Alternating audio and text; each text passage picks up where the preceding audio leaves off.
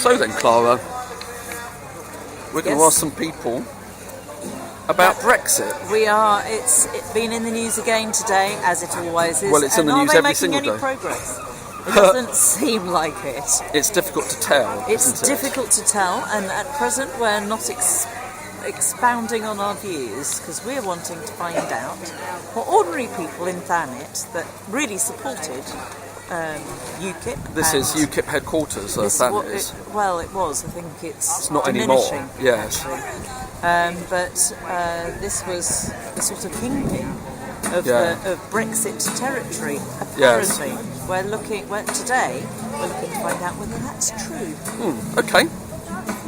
I just wish they'd be honest with us. I mean, they told us, if we leave, then basically leaves up the country screwed. Well, it's not. What's screwing us over is our own government bringing in things like universal credit, where it's designed to put you in debt before you get your first payment. What, with the 6 week? 7 week?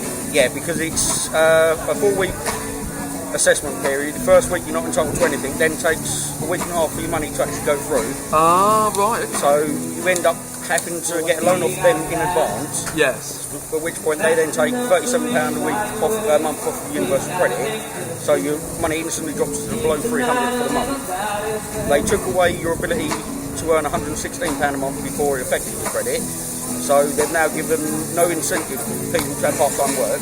Right, yeah. So if you worked, say you did 4 hours a week at £7.50 an hour, you earn £30. Now at that £30, they're taking £20 off universal credit. Right. Straight off the bat, before you've even earned anything. So then those people that were in part-time work for 0 hours, doing 4 hours a week, are now being told, well, you're actually working for £2 an hour. Yeah. So they've took away the incentive for people to do it, and they're using Brexit as an excuse. I'm Madeline Wright, and this is AIR, which stands for Arts in Ramsgate. Okay. We're an arts and a community centre with a difference because we use arts, we sell the art for the artists, we engage with artists, we help them set up in business. But then with that, I'm hoping to engage artists that want to work with the community or train artists who would like to work with the community. We do outreach, we work with Porchlight, we work with other organisations who work with disaffected youth, because our environment, if you like, enables people to work feeling less inhibited. I'd imagine with your reliance on arts funding that Brexit has quite an impact on you. Yes, I mean, I think it will impact on a lot of us in lots of different ways. One is because the arts organisations used to be able to apply for European funding to have larger buildings. Like me, I'm in a shop that I pay high rent for, and if I was able to apply for the European funding, I could have actually bought the shop, or I bought blocks of shops, and I could have turned those into a proper arts and community centre where we would have had the voluntary sector in, we could have had an educational sector in, we would have had an arts sector, we would have had a social, so it would have been holistic, and it would have aided the regeneration down here. Where would that have been? Here in Ramsgate, in Harbour Street. I was stationed in Germany. I got out in 1984, and I decided to stay in Germany as a basis because it was more or less central in Europe. Yeah. And I'm very pro-European, put it that way. At the same time, I must say, I'm very pro-Brexit. Yeah. You know, you're pro-Brexit? Oh yeah, Europe isn't for everyone, I don't think. And Britain, our little island, has always been a bit different. Have you seen any impact locally, though, from as a result of the Brexit vote? Yep, I have seen there have been more people coming into sort of business on their own, so there have been more startups. Oh, right, okay, yes. Existing businesses that have previously kind of done well, particularly those that have sort of ancillary arms or sister businesses overseas. So I've seen one of those withdraw from the UK. Right. Based on their sort of exchange rate and sort of ability to sort of deal cross-border, they pulled back, which was a shame. It did result in job losses. However, for them, they saw it as an opportunity to go back to grassroots, and now they're flourishing. So it's a mixture of misery and joy. They're using fear as well. When the whole Brexit thing had come up, if our government turned around and said, look, if we leave, we're a strong country, we've got great trade, we've got great infrastructure, Europe needs us, we would have been safe. But instead they took the coward's route. They said if we leave we're going to be in debt, our economy's going to fall, our money's going to be worthless. That shows the rest of the world that we're weak.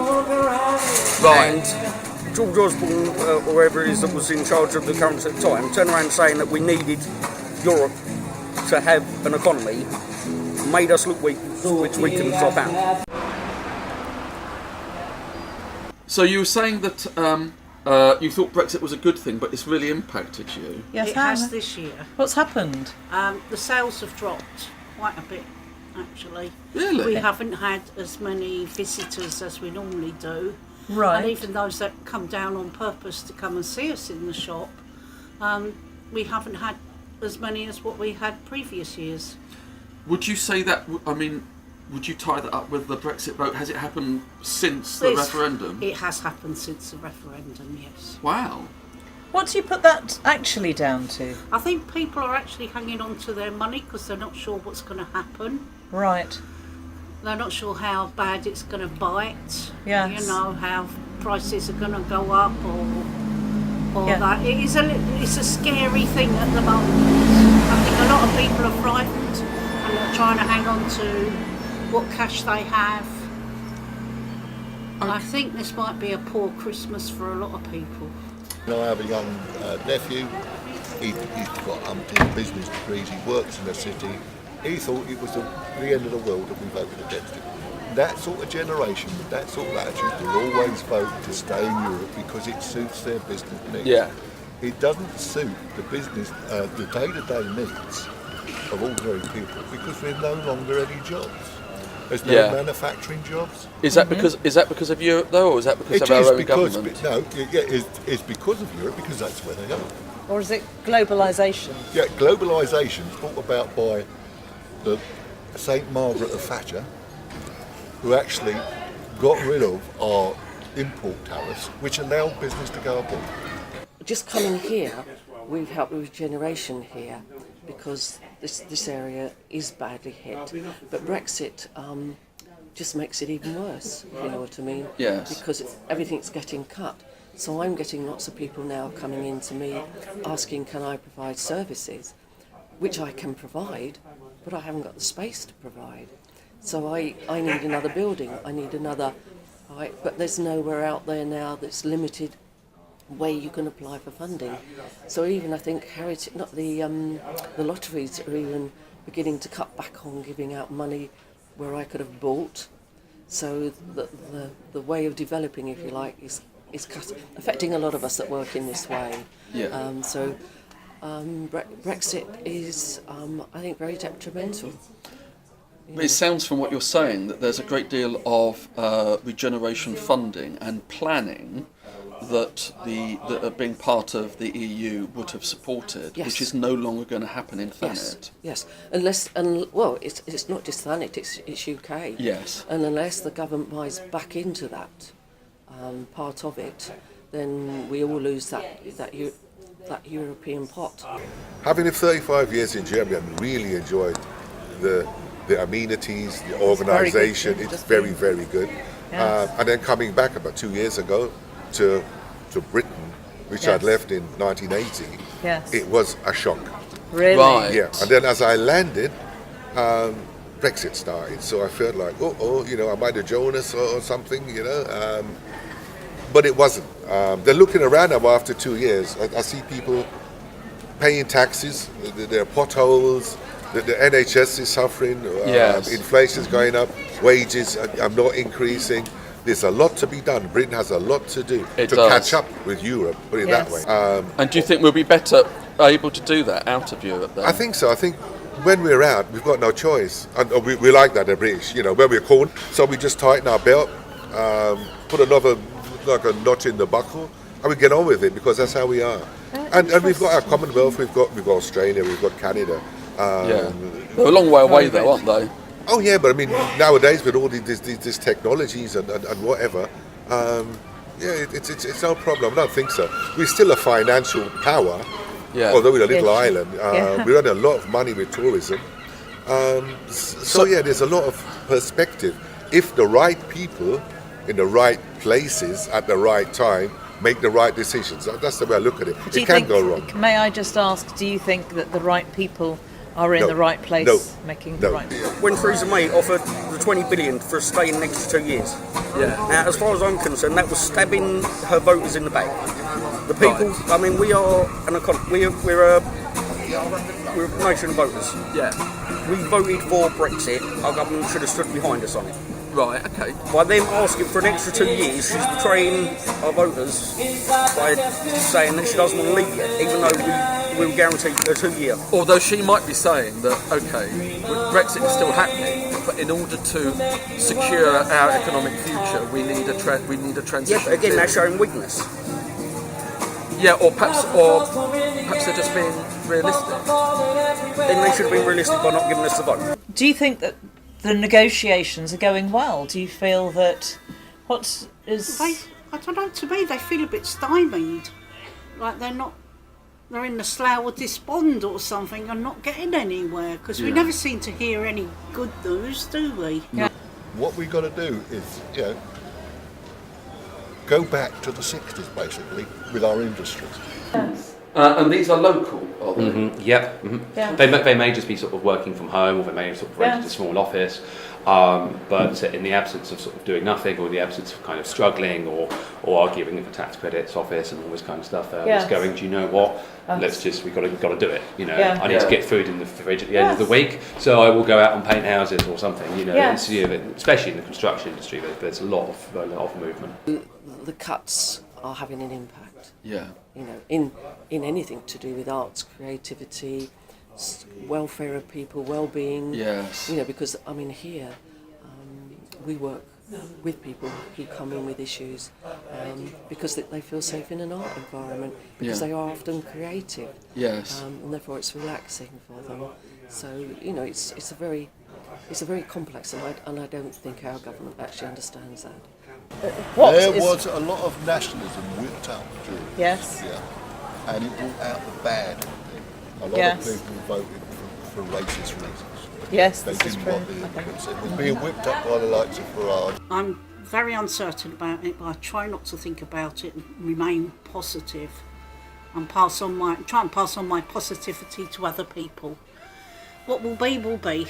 There's a need for training down here, and it's the hard to reach. I mean, I've done a lot of this work, and I've worked with people who've been out to work like for 6 months to years, and it takes a year to get anybody back to just that first stage of actually having work experience and the confidence to actually go and try for a job. You know, you have to put them through the interviews, you have to build their confidence up, you have to show them how to write CVs, actually just how to behave, to even how to dress. Yeah. You know, there's so much what they get out of it, and they forget things. Yes. And that's not unemployed. That could be somebody that's been in a family, been a carer or something, and has had that freedom, but they've never been outside the home being a carer. Yes. And the world has changed out there Yes. since that. So, you know, the implications of Brexit is shutting us down, I think, horrendously. It's quite frightening. Would you vote the same way in a referendum today as you did originally last year? I would vote stay, but Okay. I believe that everyone deserves a vote, and Yes. the public vote should be listened to. Did you vote to stay in the original election? No, I voted leave initially. I think those interviews were very interesting. Oh yes, indeed. That's true. And even those who weren't happy to be recorded. Yes, we spoke to a few people, didn't we, who didn't want to speak on camera or Yes. actually be recorded in any way at Quite all. a lot of those, actually. Yeah, and we encountered a sort of combination of people who didn't care less about Brexit, didn't really understand Didn't what know it much was, about didn't it. know much about it, didn't think they could those that were influence it, terrified. and those who were terrified, mainly business people. Yes, terrified on a variety of accounts, really. So Some was because they imported their goods from Europe, and then there were those who were just terrified of the isolationism of it. Actually, in the interest of balance, I also should say that a couple of people thought that Brexit was a good thing, Yes. although there was still a lot of uncertainty about what it actually meant. But we'll be showing that, yes. Indeed. And so watch this space. Watch this space, and also we're going to continue interviewing people on a whole range of issues. So Brexit is just the first of a number of features, some of which will be local, and some of which will have, some of which will be much more national in nature. Yes. So anyway, here from sunny Ramsgate, look at the sea. It's so beautiful. Look at those beautiful clouds. Lovely. Beautiful. Until next time. Over Bye and for out. now. Bye-bye. Bye.